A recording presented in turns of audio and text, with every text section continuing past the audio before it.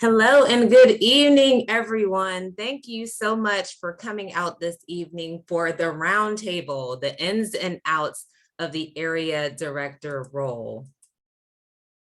I officially call our event to order. We will start off by reciting the Pledge of Allegiance, followed by the district mission. You all can stay on mute. We're going to use the honor system that you are saying it right along with me or honoring a moment of silence. I pledge allegiance to the flag of the United States of America and to the republic for which it stands, one nation, under God, indivisible, with liberty and justice for all. Next, we will recite our district mission.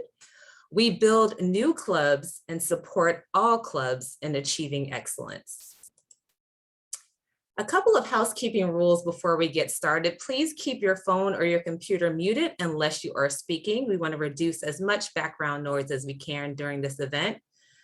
As we go throughout the panel discussion this evening, please feel free to drop any questions that you have along the way inside of the Zoom chat. We want to make sure we capture all of those and get those answered for you once we get to the Q&A segment of the event. Once we get to Q&A, we will use the raise the hand feature. So right next to your name in the participants list, you'll see a little hand that you can raise.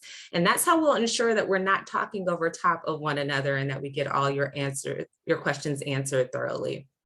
We want to make sure that you're present, attentive, and engaged. We want to make this an interactive conversation once we get to the Q&A. So please make sure that you're present, attentive, and engaged. And lastly, have fun. There is no rule that you can't learn and have fun at the same time. So we're going to have a whole lot of fun this evening.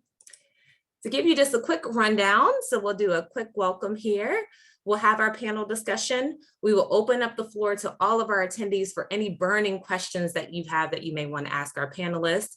We'll recognize any dignitaries that we have in the house, and then we will close with a few announcements and some closing remarks before we allow you all to adjourn and get on with the rest of your evening. So again, welcome, and we're so happy to have you here tonight. Without further ado, I would like to call to the virtual lectern, our current program quality director and our District 44 director-elect, Toastmaster DTM Kari Evans.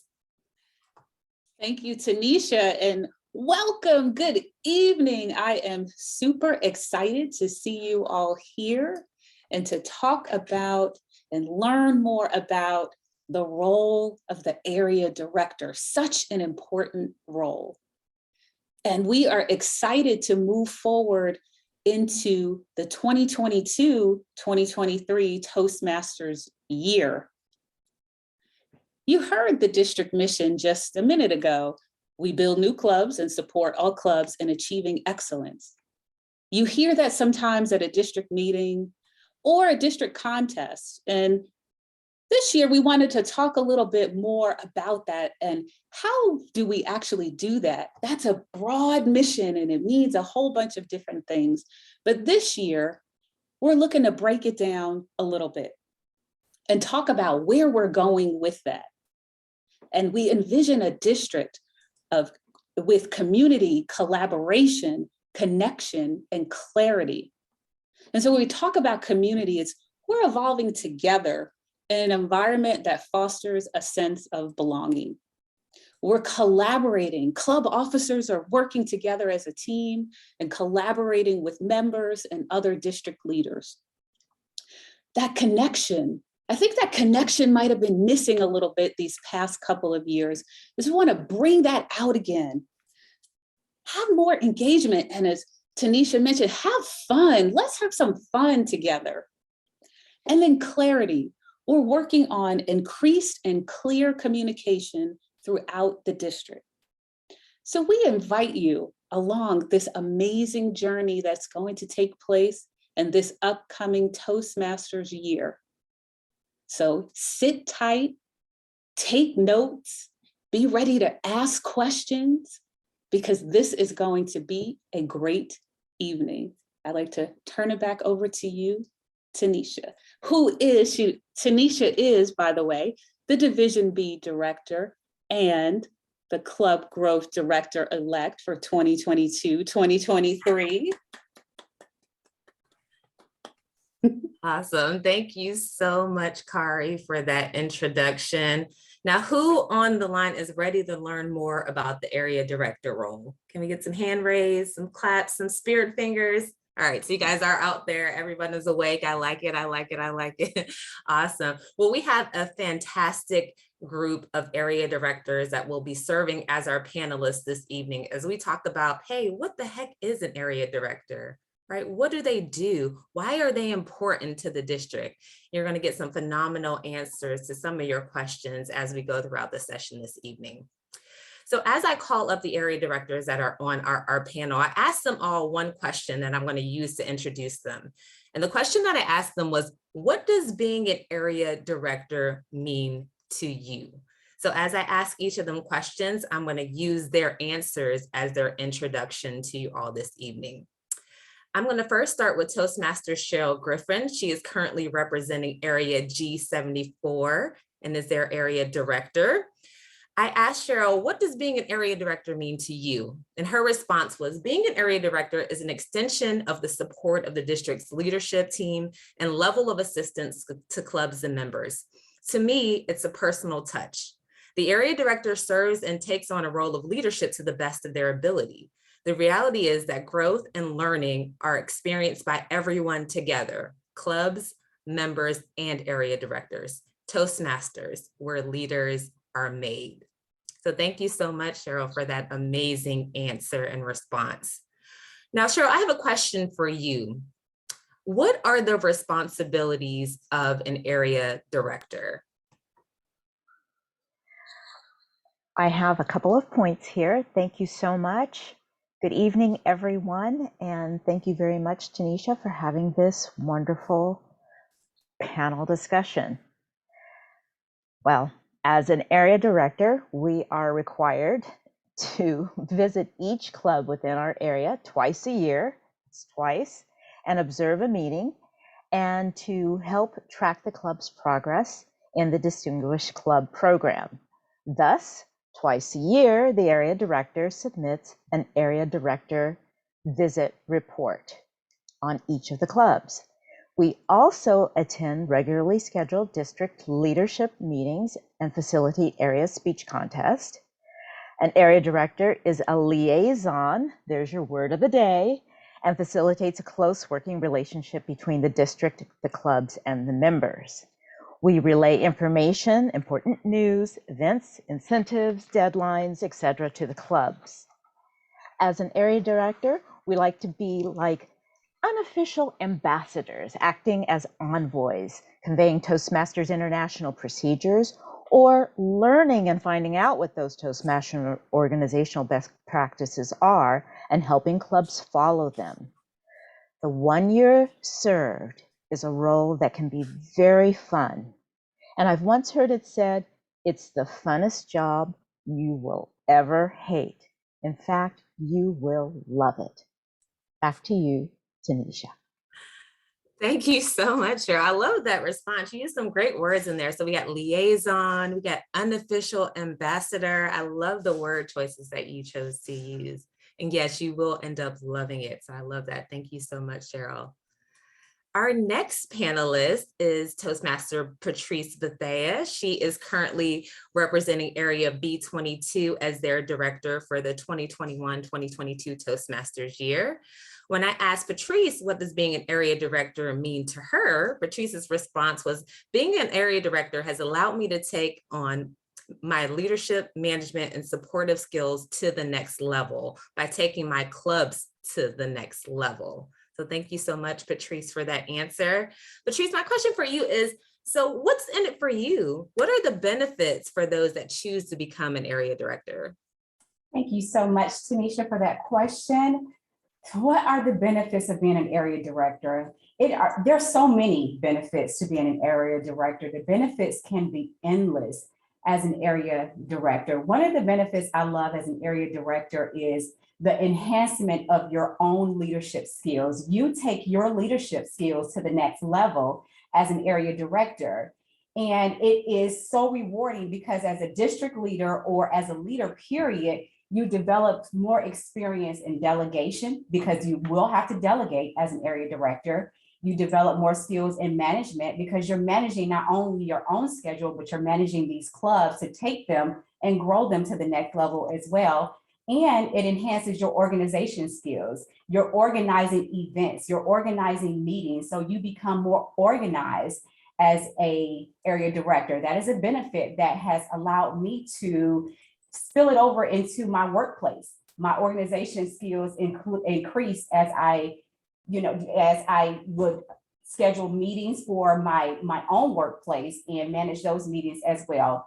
Another one of my favorite benefits is the relationships that you build as an area director. You build relationships with other area directors. You build relationship with district leaders, the trio. You build relationship with division directors. And most importantly, you develop relationships with your club members. So many members, before you know it, you have built relationships with over 50 people that you didn't have relationships prior to that. So that is a great benefit for me. And it's just rewarding to be an area director for me. It allows you to give back. Give back all the experience that you've gained as a Toastmaster to your clubs to help them grow their membership and grow their club to the next level. It's a lot of benefits. I just enjoy being an area director because you become your club's biggest cheerleader. So you also become a motivator for your clubs. Back to you, Tanisha. I love that. Thank you so much. So you said a lot of great things in your response, Patrice. You talked about transferable skills, so skills that you're not only going to use in Toastmasters, but you can pick up and take into your everyday life and use them there as well. And then you talked about relationship building. So we're all kind of relationship prone, right? So we're building those relationships, not only with the district leadership team, but also with the clubs and the members that we meet. So I love that. Thank you, Patrice. Our next panelist is Toastmaster Cheryl Holyfield. She is currently serving Area G76 as their area director.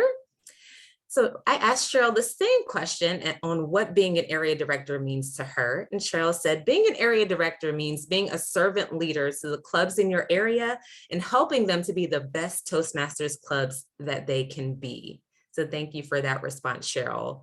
So Cheryl, one of the responsibilities that we talked about for area director is doing their area club visit reports. So what are those and why are they beneficial to area directors as well as clubs? Thanks, Tanisha, for that question.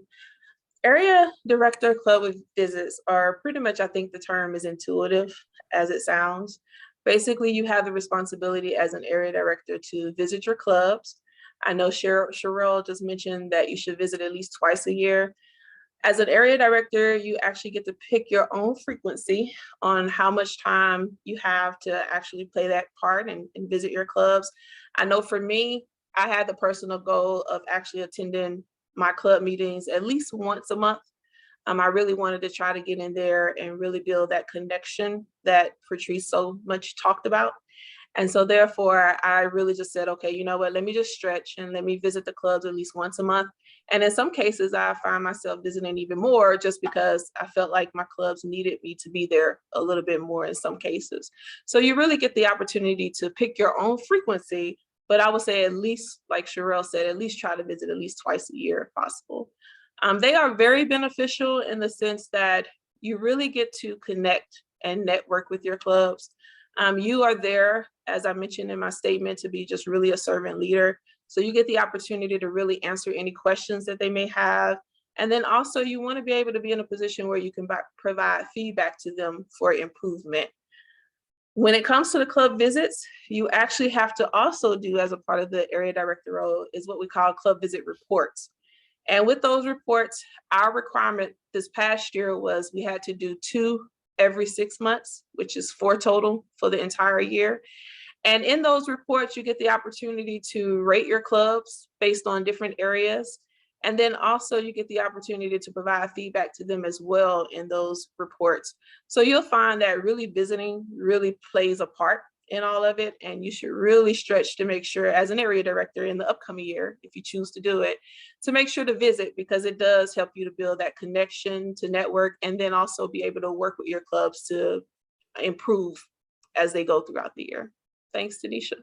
Perfect. Thank you, Cheryl. What great information. So the area visit reports are helpful to you because you get to build a connection with your clubs, but it's helpful to your clubs because you get to provide them with suggestions and areas of improvement that you've seen by visiting their clubs. I love that. Thank you, Cheryl.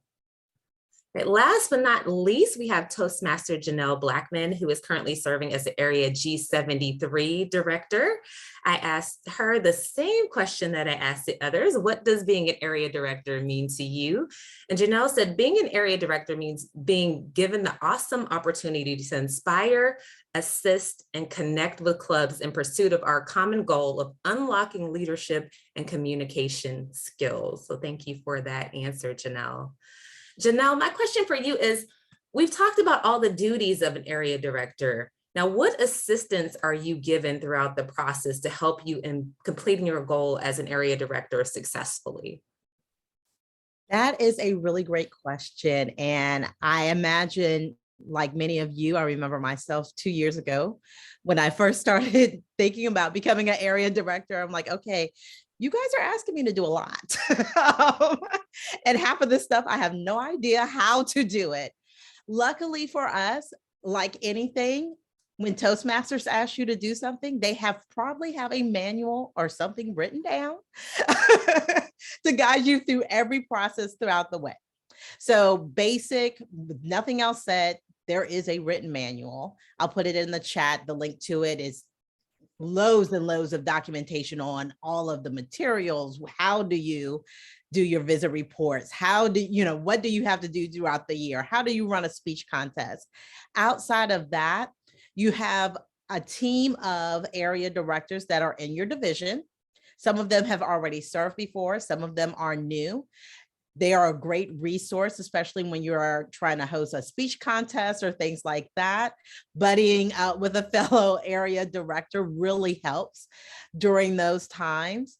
You also have your division directors. They are able to give you guidance. Most of them have been in your shoes. They have served as an area director before. They're able to kind of walk you through anything you don't quite understand. If you're having a problem that a club may have brought to you and you're not really sure how to answer it, they're a good first source. And then even beyond that, you have the trio.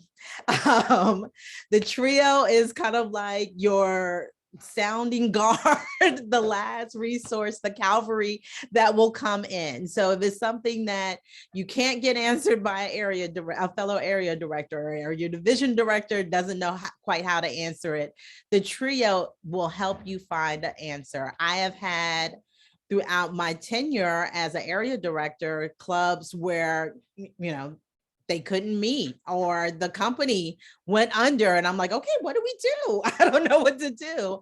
But the trio, that is your club growth director, your program quality director, and your district director. I think I got that right. Hopefully I did.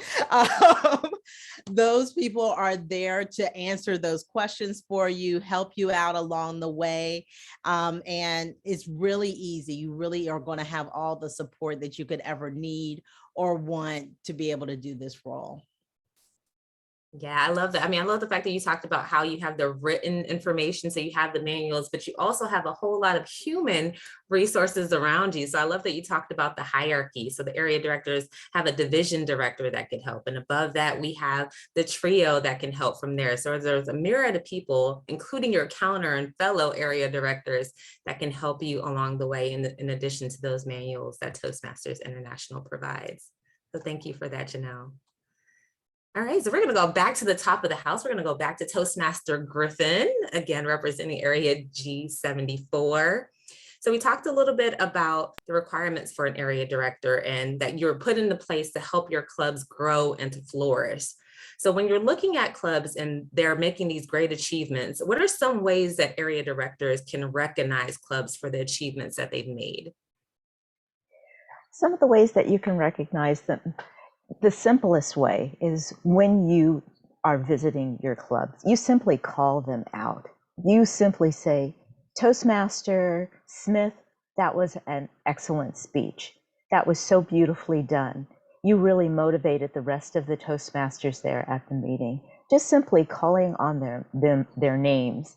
That's one of the ways to recognize them.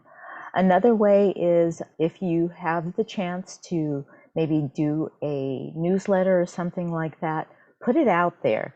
Go ahead and put their names in that newsletter and post it and send it all around to the other clubs so other clubs can see what that club was doing. That's another way to recognize them. And then also, if you are posting on social media, that's another way within the district to have that recognition of your club.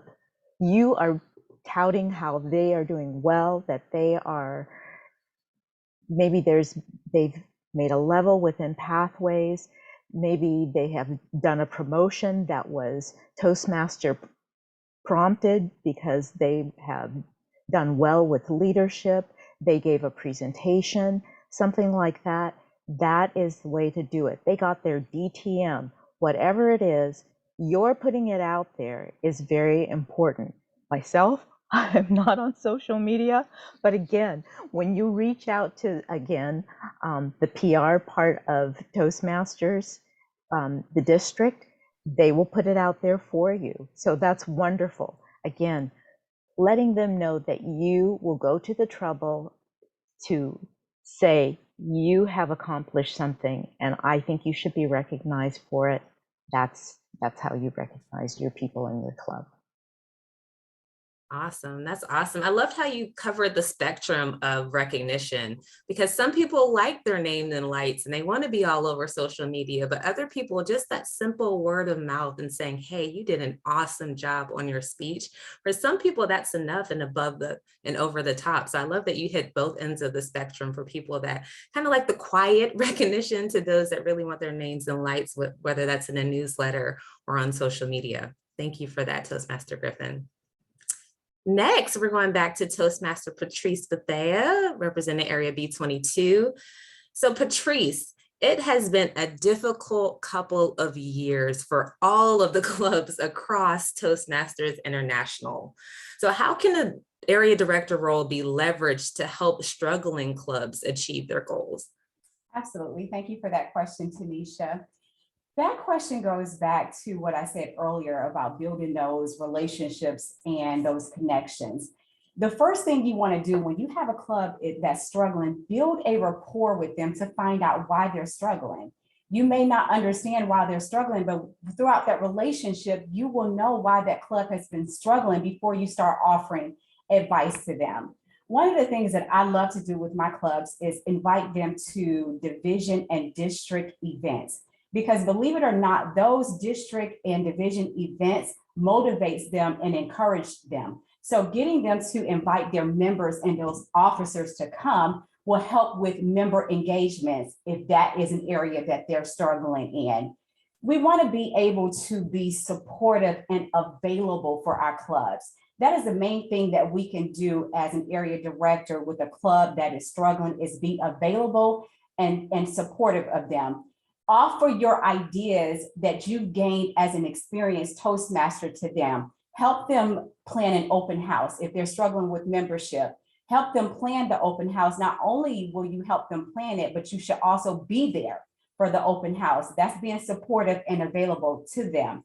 If their problem is with member engagement, think of ways with the president and the VPE of how they can get those members engaged by having contests, come up with different ideas to spark more interest in Pathways. Tell them about Pathways leaders that can come in and help train through Pathways. You want to give them all the experience that you've gained. And if you don't know the answer, as someone said before, go find someone else that knows answers about Pathways and offer that advice. We just need to be available for them, because it's so rewarding when you watch a club that's struggling grow. If they have a slow membership growth and all of a sudden they have 5, 6 members that join from some of the things that you help them with, it's very rewarding for you. Or if you have a club where they can't get members to go from Pathways 1 to 2, offer your services or your expertise to help them get those members more engaged. It's very rewarding to see it, not only for yourself, but for those clubs as well. I think one of the biggest takeaways from all of this is just to show up, be available, offer your experience, because you do have experience as a Toastmaster. And if you don't have all the answers, seek some answers to give them help and guidance, but just be there for them. Back to you, Tanisha. Thank you so much, Patrice. So just sometimes being there is enough. So not just necessarily just giving ideas and advice, but using your two hands to jump in and help them with those ideas that you have given can help those struggling clubs. Thank you.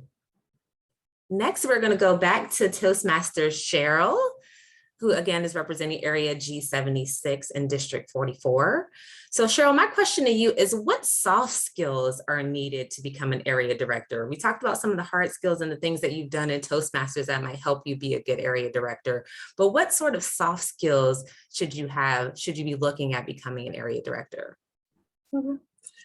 I think a lot of the soft skills we probably have mentioned in our answers as I was listening to everybody, but some of the ones that come off the top of my head is, one, just being able to network and communicate with others.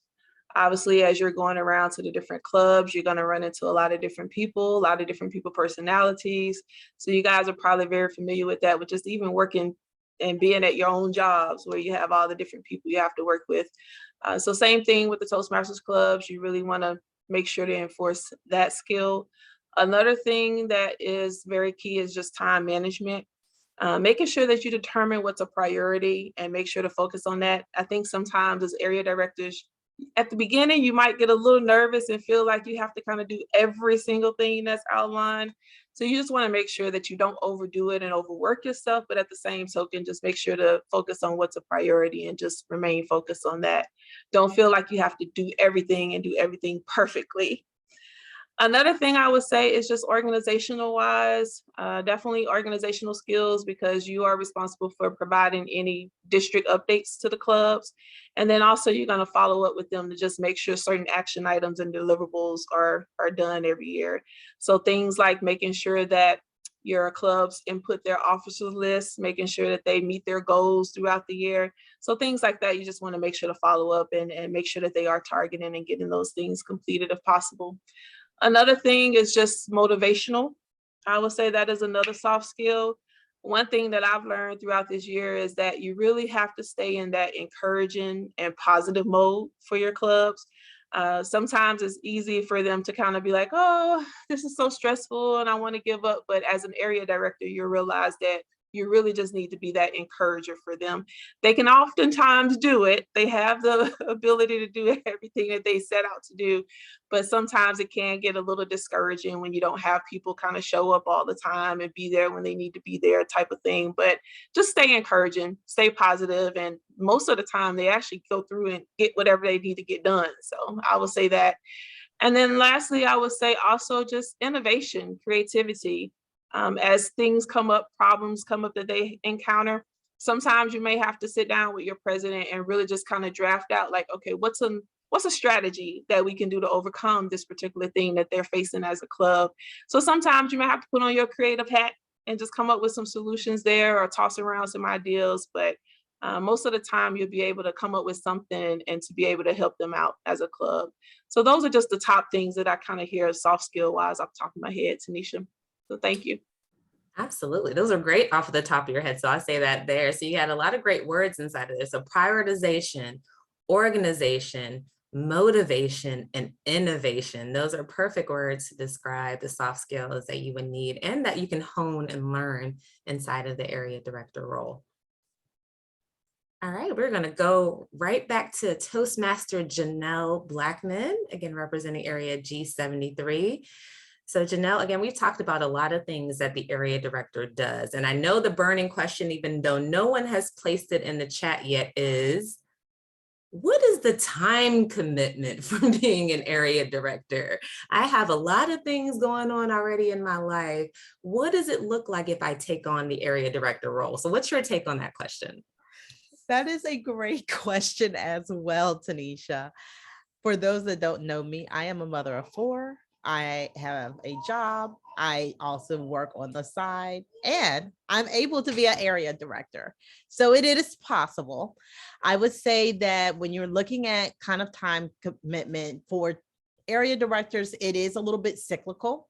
So sometimes you're spending a little bit more time doing area director duties. Other months you might be spending a little less, but on average, take about a day, so 8 hours per month, that you will kind of spend doing different area directors tasks.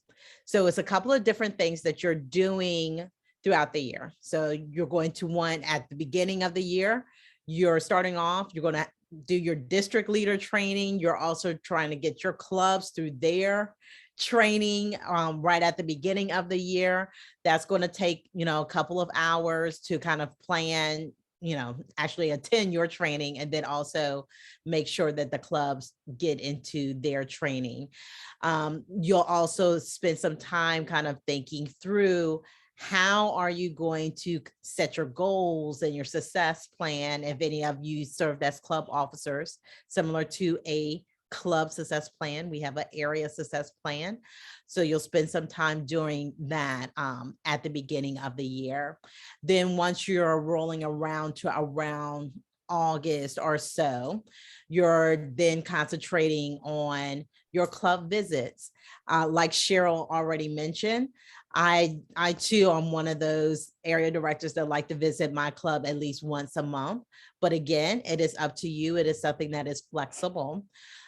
So if you figure you might have 4 to 5 clubs, if you're visiting them once a month, that's probably about 5 hours a month in visiting clubs, 4 to 5 hours a month in visiting clubs. And then the club visitor reports are pretty easy to fill out once you visit them, and you probably might spend about 30 minutes or so filling out the reports post your visit. You also want to have some area council meetings. Those are meetings with your president, your club VPs. You can do the full executive committee at the club. Usually you try to have those once a quarter, but again, it is up to you on how you want to do that. Some area directors prefer to meet with their clubs individually. Some prefer to meet with their clubs as a group to kind of discuss how they can promote the area themselves. You also have your speech contests. Those take a little bit of time to plan, but the key here is, and I'm going to give you an insider secret, do it early. The earlier you plan your contest, the easier it is to find judges, the easier it is to fill the roles, because you get first pick of everyone's schedule because you're the first person that asks. So that is a way that you can make that time go a lot quicker. Of course, monthly, we have our district executive committee meetings. Those are about 2 to 3 hours. And it's one Saturday monthly for that. And then occasionally you might have some district council meetings, usually in the fall and the spring, that you'll attend. But on average, you're looking about 7 to 10 hours a month, give or take a few, just depending on the season that we're in. Is not a major time commitment. And anyone that has served in a leadership or has led a team of, let's face it, you're leading a team of 27 people. How often can you say, I led 27 people and it only took 8 hours of my time a month? That is almost unheard of. So that is a great benefit, like Patrice was saying, of taking on that area director role, because you do get that leadership experience without necessarily putting in the time commitment that you would necessarily have to do in a traditional leadership role. Awesome. Thank you so much, Janelle. I hope you guys have your paper and pen out, because she let you in on a couple of trade secrets there in her response. I love the fact that you talked about it being cyclical, because it is. It's different in different seasons. So thank you so much for breaking it down that way, Toastmaster Janelle. All right, so I'm going to ask the panel one last question before we open it up for Q&A. So I'm going to ask you guys to do it table topic style. So we're going to keep the answers for about 1 minute so we can get to the audience's question. But the question that I want to ask our panelists is, what advice would you give someone stepping into the area director role for the very first time? So we're going to go to all four of you, but again, try and keep it to 1 minute so we can get to those burning questions from the audience. So I'm going to let you all decide who wants to go first, panelists, before I fall inspired. I can go. Okay, go ahead, Cheryl. So my 1 minute response to that would be just what I said earlier, is just don't feel like you have to do everything and be perfect in your role. I know with Toastmasters, when it comes to these roles that we take up, you know, everything is really laid out with Toastmasters. You have this whole document that you can look at and say, oh, here's all my responsibilities I need to do. And sometimes looking at all those responsibilities together can be a little overwhelming at first, because you're like, how am I going to do 20 of these things?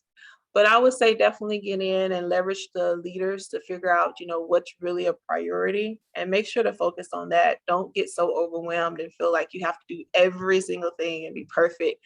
I would say for me, I think the key thing was the meetings, like making sure you do the area club visits, and then also making sure you go to like the deck meetings, because that's where you kind of find out like, oh, okay, this is what I should be focused on this month, and this is what I need to make sure my clubs do. So I would say definitely that. And then some of the other stuff you can kind of trim up and trim down depending on how much time you have. So things like newsletters and, you know, really just communicating here and there, you can figure out how much time you have and trim up and trim down to do those things. And then lastly, I would just say, know that you do have help.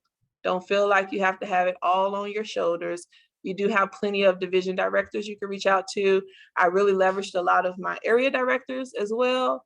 And then also district leaders. So you have all these people available to help you with any questions that you have as an area director. And then as Janelle said, you do have documentation online too. Toastmasters is really well documented compared to a lot of other corporate organizations, but I won't go there. Thank you. I love that. Thank you so much, Toastmaster Cheryl. I think Toastmaster Griffin, did you have your hand up? Did I see your hand up? I did have my hand up. Cheryl covered it really, really well. It is about prioritizing, and just, it's like a checklist. Just as she said, you leverage your other Toastmasters. If you're brand new, being eager, having that energy, being motivated by what you hear, wanting to be, you want to be that energy for your clubs. You want to be that resource for your clubs. I think that's what, just being in there and wanting to be, as she had said earlier, that servant leader for your clubs. If you are that resource and that well for them, I think that's going to just guide you. You're learning, if it's your first time, everyone remembers their first time at being an area director, that wonder and excitement of being an area director. If you let that carry you, and you take that to your clubs, they see that within you too. So I think everything that Cheryl said is absolutely spot on, but then letting that energy take you and carry you, and having that enjoyment and wonder, let that also be part of what carries you and your clubs forward. Just having that excitement. Love it. Thank you so much. So Toastmaster Bethea, I saw your hand up as well. So the floor is yours. All right, awesome. So my advice to the area directors, that the incoming area directors, once you make that commitment that this is something that you're going to do, is to embrace it and then get excited about it. Get excited about it. There is a need for area directors, and you can fulfill that need. So get excited about being able to fulfill that need for Toastmasters to help all of these clubs go to the next level, stop struggling, and just have that support system on your level for them. And remember that you also have a support system. Your division director will support you. I am so thankful for my division director. She supported me the entire time, and you want to reach out and have that support system and then be that support system for your club. The last thing that I would say is time management. Just decide how much time you're going to give to Toastmasters as an area director per week, and it will become easy for you to manage your events, your club visits, your meetings that you have to attend. Just know that you have to give so much time as an area director per week, and it will become a little easier for you. That is my advice, Tanisha. Thank you so much. And last but certainly not least, we're going to go over to Toastmaster Janelle Blackman for her response. Yes. So first thing, plan. Do it early. Do it when you are excited. Do it when you have time. This is the time to plan. And then once you have planned, please make friends. This it sounds so simple, but make friends, network, get out there, because that is what is going to help you throw those events. When you have to throw a contest, when you have to do area visits, when you have to do a training, it helps to have some friends that you can call up. Can you be a judge? Can you do the timing for this? Or, hey, you know what? I have this club that I'm never able to kind of make my schedule coincide. Can you visit this club for me? And then we can discuss it so I can write up that visit report. Please make friends. And most importantly, have fun. This is not a chore. And so often people get burnt out because they're so caught up in doing all of the tasks of being an area director that they're not taking the time to really enjoy the moment. You're getting to meet people that you have never met before. You're getting to learn things about people that you have never learned before. And you're getting to learn things about yourself and challenge yourself in a way that you have never done before. You are going to grow stronger because of this experience. You are going to learn something new. You're going to have fun, and it's going to be great. And you can do it. So just have fun, relax. You're going to make mistakes. It's okay. Learn from them, do it better the next time, and just grow. And that's my advice. That's perfect. Thank you so much, Toastmaster Janelle. All right, audience, now the floor is yours. So again, we will be using the raise the hand feature if you want to ask the questions. If you go to the participant list, find your name, there should be a little hand that you can raise. You can also drop your question inside of the chat as well. Awesome. So we do have a hand raised. I love it. So Ms. Faith Bennett, if you wouldn't mind coming off of mute and asking the panel your question. Thank you, and good evening to everyone. I was invited, and I've been trying, since I received the invitation, I was trying to find information on the position within the Toastmaster website. And I didn't find, I found information, but not exactly like the things you need to know, like how long you need to have been a Toastmaster, just the very basics and how to get started. That I'm not able to find in here because, of course, I'm not as fast to take notes as much as I wanted to. So I just wanted to be able to find that, if you could tell me. Do we have a panelist that wants to answer that question for her on where she could find the information on requirements to be an area director? That link that I shared earlier, Miss Faith, Mm-hmm. that will have that in there. Specifically, if you look in the area, the district leader handbook, that will literally lay out line by line every single thing you need to know, from the requirements to the time commitment to what you're doing each and every month. That will lay it all out in plain English to you. Okay, is that under Leadership Central? Yeah, well, here, let me, I'll put it back in the chat one more time. And then that way you can have it. So if you click on that link that I just put in the chat. Okay. And then you're going to look for the district handbook, and I'll put the direct link to the district handbook in the chat as well. Okay, thank you so much. Appreciate that. No worries.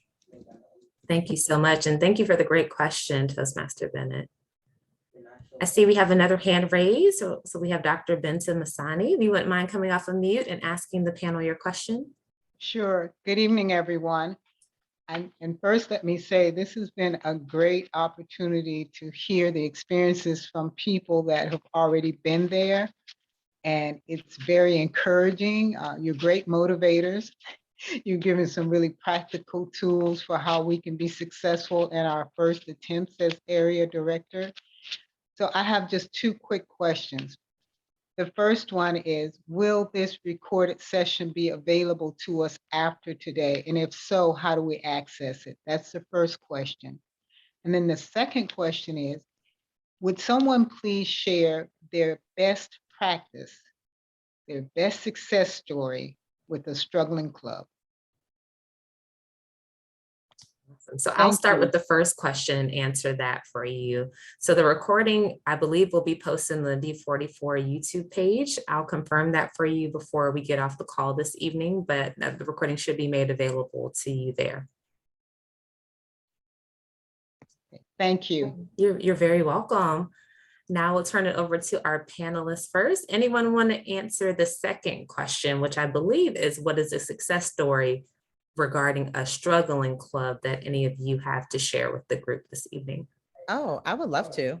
I have stories to tell. When I started my first stint as an area director, I had a club, chat Toastmasters, and as well as GMGIC Toastmasters. Both of these clubs, it was at the beginning of the pandemic.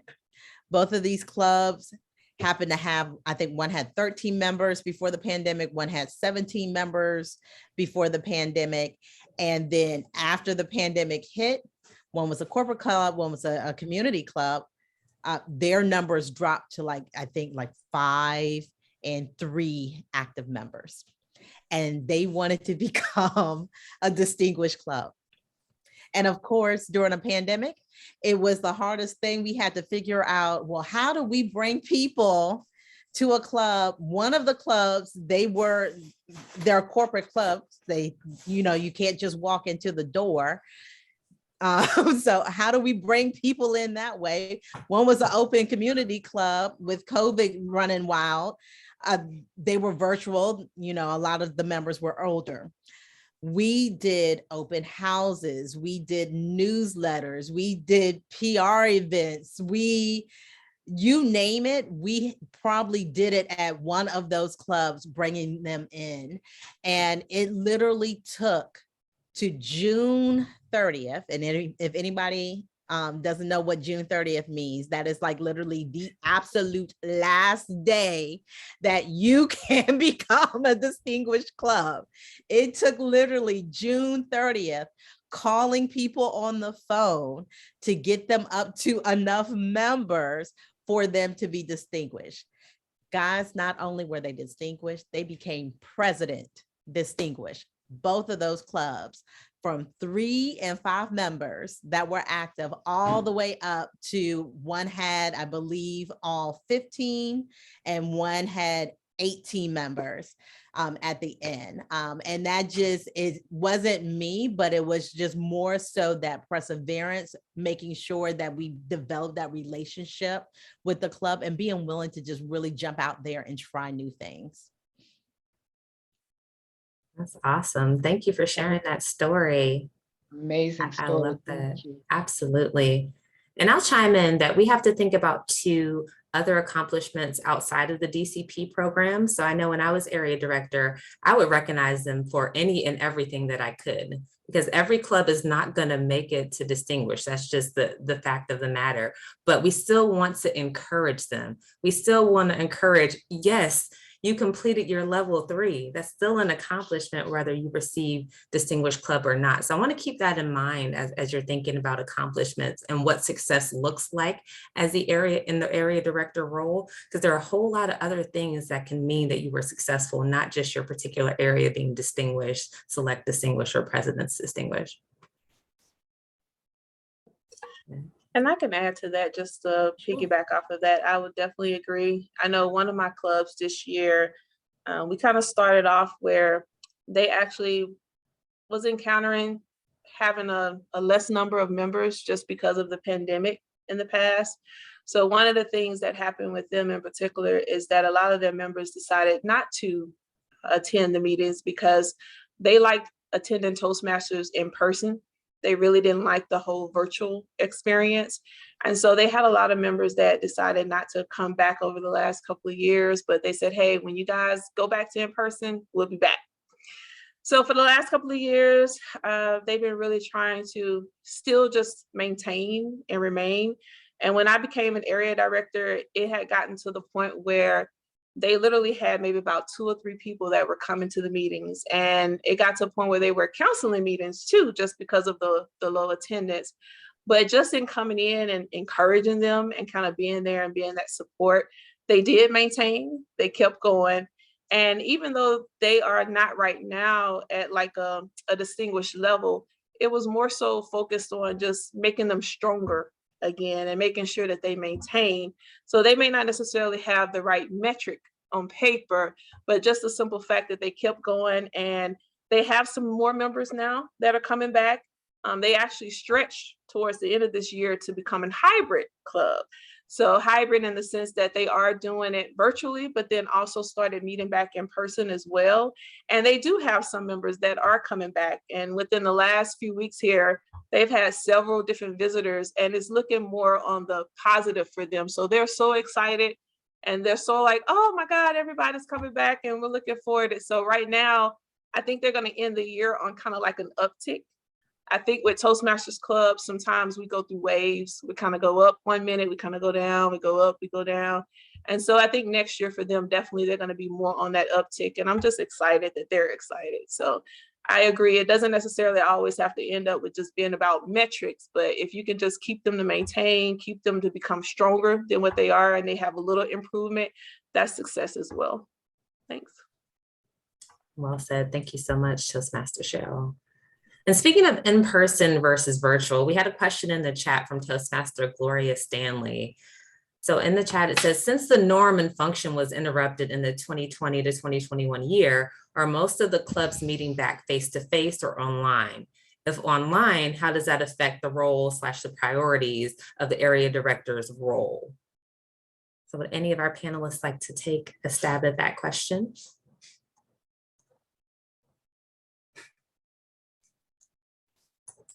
I can. I think I heard the latter part of it, but you're just saying that if there's any difference between being being in this virtual world versus being in the in-person environment, being an area director. Is that Yep. it? So with the area director's responsibilities and roles, how that looks like if your clubs are still meeting online. I believe the roles stay the same, the responsibilities stay the same. But I will say for us in the virtual world, I can't speak for everybody else, but I've enjoyed the virtual. I know that when we're in person, a lot of times you end up having to kind of travel to the different clubs, but being in this virtual environment, it made it a lot easier. So you don't have to kind of fight traffic and try to get to certain places and be there on time. But then I think too, it just stretched us in a lot of ways. If you guys remember when we first started this virtual thing, I feel like a lot of people were just kind of like, oh, what do we do? And we were a little frazzled all together as a district. But now that we've kind of figured out the Zoom and figured out Teams or whatever technology that we use in our clubs or in interacting with our clubs, I think it's been actually really helpful and really great and kind of challenged us in a different way. I think the roles, like I said, stays the same. You still have to go in and do your club visits. We still had to do our contests and some of the other things, make sure the clubs meet their goals and so forth. So I think that it stays the same. It just challenged us a little different. And I think we grew as a consequence of that. We ended up growing and just being more technical savvy. I can definitely say for myself, I was not a Zoom expert, was not a social media expert, but I've learned so much in that light. And now I know that when I talk, I look at the camera and not look all over the place. So just little tidbit things I've learned. And yeah, I think it's been a positive actually. So thanks. I love that. Thank you so much, Cheryl, for that answer. Anyone else want to respond on the panel? I would like to add to that, if I may. One of the big changes that I did notice, especially now that we have so many clubs that are virtual, is that before everybody was pretty much in Atlanta-ish, Georgia. Now we have literally clubs that are, the majority of their members are on the West Coast. So it does kind of change things when you kind of go to plan events and things like that. I have a club that is 100% virtual. They will always, forever, in the rest of time, be 100% virtual. There is no in-person option. But because they're 100% virtual, they have people in Texas, they have people in California, they also have people in Atlanta, Georgia. So it's, I have to take those things into consideration. But like Cheryl was saying, my role didn't necessarily change. How we went about doing it definitely did, between where we were before and where we are now. Absolutely. And Toastmaster Griffin, did you want to add to that? I did want to add to that. We found out something really wonderful. This isn't necessarily with my area clubs, but actually with my home club. We found out that we have another skill set, that when you're in person, you behave differently than you do when you are, of course, virtual. And then there's this wonderful hybrid way that you also behave. And we thought, oh my goodness, there are 3 different ways of having to present. And we thought, this is marvelous, because of course we had been doing all of this virtual presentation, but then when we had to do a hybrid meeting, we found that you needed to be able to present so that you engaged your audience both on camera as well as in person. And we thought, wow, this is tremendous, because you don't want to have your audience on camera thinking that you're not paying them enough attention, as well as not giving enough attention to those people who are in person. So we found out that that was very, very valuable, that this hybrid, literally hybrid environment is making it so that Toastmasters will have more skills to be able to give to in their offices and in their communities, no matter where they are at work. It's truly amazing. Not only are they going to be able to present in person, they'll be able to present virtually, but then also in a hybrid environment. That's to us, it was actually a revelation. I love that. Well, we are now out of time for our Q&A session. So I want to say thank you so much to all of our 4 panelists, Toastmaster Blackman, Toastmaster Griffin, Toastmaster Bethea, as well as Toastmaster Holyfield. You guys were amazing and gave such great nuggets of wisdom to the group. So we're so thankful for you offering up your time to talk to everyone about the area director role. So thanks so much. With that, we're going to move into just recognizing some of our dignitaries that we have in the house. So we've talked this evening about how the district leadership team and the trio is here to help you if you become an area director. And we have some of those people in the audience this evening that I want to give some time to get on the screen and talk to you all for a little while. So first, bringing her back onto the camera, because she kind of kicked us off earlier, is our program quality director and district director-elect, Toastmaster Kari Evans, DTM. Thank you, Tanisha, and thank you everyone for participating, your questions, your comments. Wow, I think maybe, did I learn like a little bit of something of what's going on with area directors? Very cool. I wanted to just take a quick moment to introduce, and they'll, part of them, of the team will introduce themselves as well. But I wanted to introduce the incoming 2022-2023 team so far. We have Radio Rod, the amazing Radio Rod, who is the current Club Growth Director and the Program Quality Director-elect.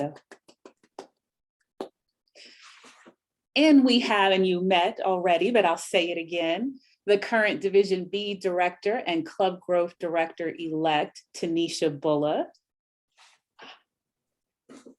And I think she is off camera, but I will introduce and announce her anyway. Oh, she's coming back. She's coming back. We have the incoming Public Relations Manager, Ebony Brown. And yes, this also, I'm at work, so the library's closing. And we have some incoming division directors. And since they have officially been appointed and announced and provided information at Toastmasters International, I can mention some of them. So we have the incoming Division D Director, Marcia Williams. And we have the incoming Division G Director, Janelle Blackman, who you already spoke with. But I wanted to just take a moment to introduce you to part of the incoming team that is here. We are super excited. We're planning, we're getting ready. We are eager for you to join the team. And then I'll turn it back over to you, Tanisha. Well, thank you so much for that introduction, Kari. So I will just end our session with saying, if you're thinking about being an area director and wondering if you can do it, you can do it. You have all of these amazing people on the line as resources for you all. And I'll offer up myself as I always do. I'm always here to answer any questions that you may have. I'm gonna ask Kari if you wouldn't mind just dropping in the chat the PQD email address. If you are interested in becoming an area director, you can send that request to the email address that Kari will be placing inside of the chat here shortly, and we'll get some information to you regarding how that process goes. With that, I want to thank you all so very much for your time. I know we all have a million other things that we can be doing right now, but I want to thank you for taking the time to invest in yourself and join the call this evening to hear more about how you can hone your leadership skills as an area director. I hope that you all enjoy the rest of your evening, and we look forward to seeing you out and about throughout the district for the events to come. Have a wonderful evening, everyone. Thank you. Bye. Thank you. Good luck to all the new area directors. Have a good